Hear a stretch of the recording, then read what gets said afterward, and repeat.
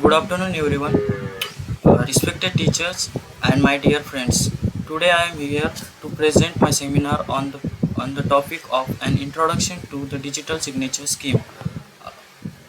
First of all, we will see the presentation outline and the content for the same are as follows: motivation and goal, introduction, what is digital signatures, basic requirement, principle of working, digital signature algorithms, examples, and then conclusion.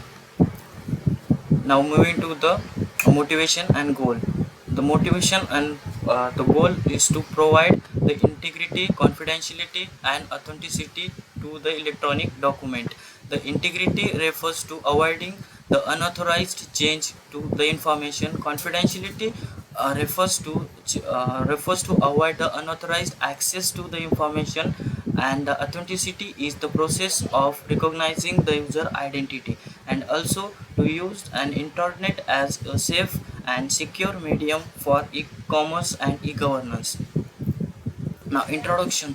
The authenticity of many legal, financial, and other document is done by the presence or absence of an unauthorized handwritten signature. The digital signature is the best solution for authenticity in various fields over the internet. The digital signature is nothing but an attachment to any piece of electronic information which represents the content of document uniquely. Now the question coming into our mind that what the digital signature exactly is. The digital signature is a digital code which is attached to an electronically transmitted document to verify its content and the sender identity. As per the Information Technology Act in 2000, the digital signature means an authentication of any electronic record that is a signature in the digital form. Now the basic requirement for the same. There are three basic requirement for the digital signature. First is private key, second is public key, and the third most is the digital signature certificate. The first is the digital. The private key is one which is accessible to only the sender. It is used to generate the digital signature which is then attached to the message. A public key. The public key is made available to all those who are receive the signed message from the sender. It is used for verification of received message. Now moving on to the digital signature certificate. A subscriber of the private key and public key pair makes the public key available to all those who are intended to receive a digital signed message from the subscriber. But in case of any dispute between the two sides, there must be some entity with the receiver which will allow the receiver of the message to prove that the message was sent by the subscriber of the key pair. This can be done with the digital signature certificate. These are the three basic requirements for the digital signature. Now moving on to the working principle. This is the raw diagram for the digital signature. The message is coming from the computer is produced into the message digest by the algorithm called hashing algorithm, and after this the encryption is performed on this digest by the private key and produce a signed digest, and then the message and signed digest is combined together and transmitted over the channel to the user. Now moving on to the digital signature algorithms. The digital signature generation. As we seen earlier, the message is coming. A message is passed through a secure hash algorithm and produce the message digest. The message digest is the fixed size numerical representation of the message which is produced by the secure hash algorithm, and after this the message digest private key are on this the digital signature algorithm sign operation is performed, and after this we produce the digital signature.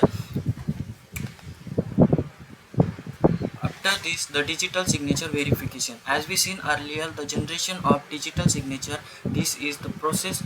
You can see on the screen the process of digital signature verification. The received message is passed through the secure hash algorithm and produce the message digest, as we seen earlier. uh, in the uh, in the digital signature algorithm, the message digest, digital signature and the public key is combined together, and after this operation, the DSA, that is the digital signature algorithm, produce and signal, which tells us that the signal, that the signature is verified or not. If yes, then signature is verified. If no, then the signature verification is failed. This is the digital signature algorithm. Now moving on to the example of the digital signature, different signature of the same person in different document. You can see that the example of these are the four example of the different document, and the signature of the same person in the different manner, only because of the encryption and the algorithm used for the same. First example is I am an engineer. The signature of the same is shown below. It cannot be readable. It can be only readable only when it is passed through the algorithm for verification of an digital signature. For second is I love my family, and similarly I am 20-year-old and this is my seminar topic. This is the encrypted form of the signature. You can see that.